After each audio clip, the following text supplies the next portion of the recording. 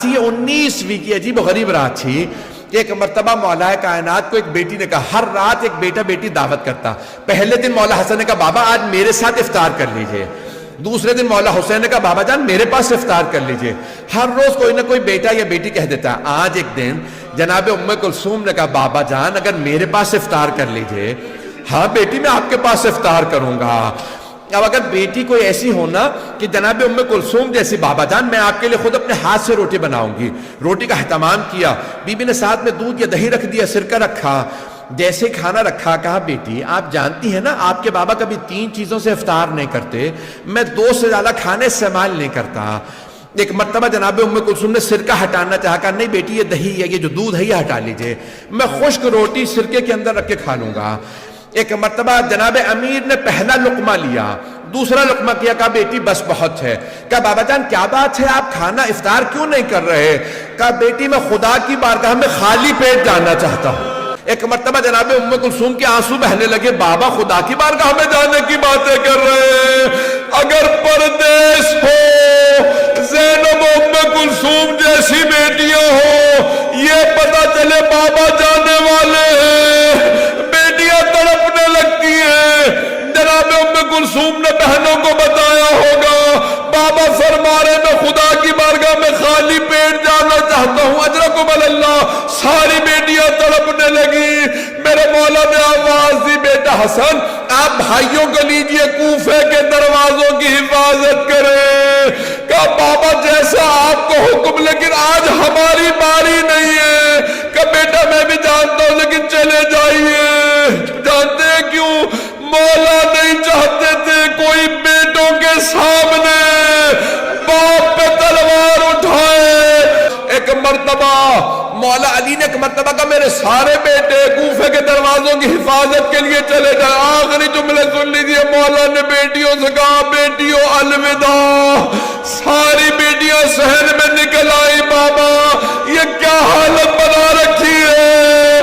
میرے مولا صحن میں آئے، مرغابیوں نے راستہ روک لیا، مولا کی عبا میں چونچوں کو ڈالا.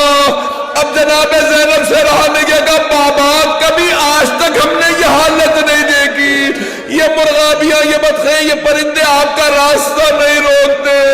میرے مولا نے مڑ کے بیٹیوں کو دیکھا، پھر ایک جملہ کہا کہ انہن نواہی، یہ میرا نوحہ پڑھ رہی ہے، انہیں پتہ ہے بلی چل کے نہیں آئیں گے.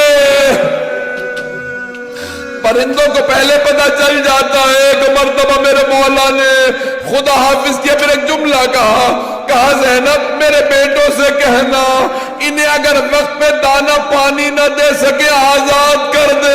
میرے مولا چلے آئے اور آنے کے بعد گلدستہ اذان میں مولا نے خود اذان دی. کہا اللہ اکبر.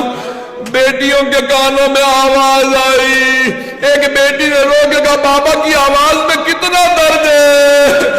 بیٹیاں رونے لگی. وہاں بیٹوں نے اذان سنی. کسی نے کہا بابا خود اذان دے رہے. کہا ہاں. مولا حسن نے کہا ایک مرتبہ مولا نے اذان دی گلدستہ اذان میں مینارے میں آخری جملے میرے مولا اترے. ایک مرتبہ میں مینار سے اترے، آئے دیکھا کہ ایک آدمی الٹا سو رہا ہے. امام نے کہا ابن ملجم میں اپنے کام سے جا رہا ہوں، تو اپنے کام سے اٹھ. ایک مرتبہ مولا محراب میں گئے، نافلہ فجر شروع کی. اللہ اکبر. مولا نے نماز شروع کی. ابن ملجم ملعون نے تلوار زہر میں بجھا رکھی تھی، تلوار نکالی، ہاتھ کانپنے لگے. شیر خدا کا روپ تھا، گردن پہ مارنا چاہتا تھا، سر میں تلوار لگی. میرے مولا کا سر شگافتہ ہوا. ایک مرتبہ بیٹھے، کہا بسم اللہ و باللہ وعلا ملت رسول اللہ فزتو برب الکعبہ. بیٹیاں تڑپنے لگی، بیٹے رونے لگے. کہا سب چلو مسجد میں بابا کو ضربت لگی ہے. جانتے ہیں کیسے پتہ چلا؟ جناب جبرائیل چلے، مرثیہ پڑھنے لگے. تحدمت واللہ ارکان الہدی، قتل ابن ام المصطفیٰ، قتل علی المرتضی، قتلہ اشقل اشقیہ. ہائے آج اللہ کے دین کے سارے ارکان تباہ ہو گئے. ارے محمد مصطفیٰ کا بھائی مارا گیا، علی مرتضی مارے گئے، اشقل اشقیا نے انہیں مار دیا. میں آگے نہیں پڑھوں گا, کل جاری رکھوں گا. میرے مولا نے ایک مرتبہ بیٹوں کو دیکھا, خدا کی قسم علی کی آنکھوں میں کوئی آنسو نہیں تھا. میرے مولا دلیر تھے, کوئی نہیں روئے. بیٹوں کو روتا دیکھا, کہا میرے شیروں رونا بند کر دو, ایسے مصائب آتے رہتے ہیں. کہا بیٹا حسن آپ نماز مکمل کیجئے. لیکن ایک مرتبہ بیٹوں نے اٹھایا, گھر لے چلے. میرے مولا نے کہا حسن مجھے زمین پہ کھڑا کر دو, میں زینب کے سامنے بیٹوں کے ہاتھوں پہ نہیں جانا چاہتا. میری بیٹیاں نہ سوچے بابا کو تکلیف ہے. اب تک مولا نہیں روئے, لیکن جیسے ہی دروازہ کھلا سامنے دیکھا مولا کی بیٹی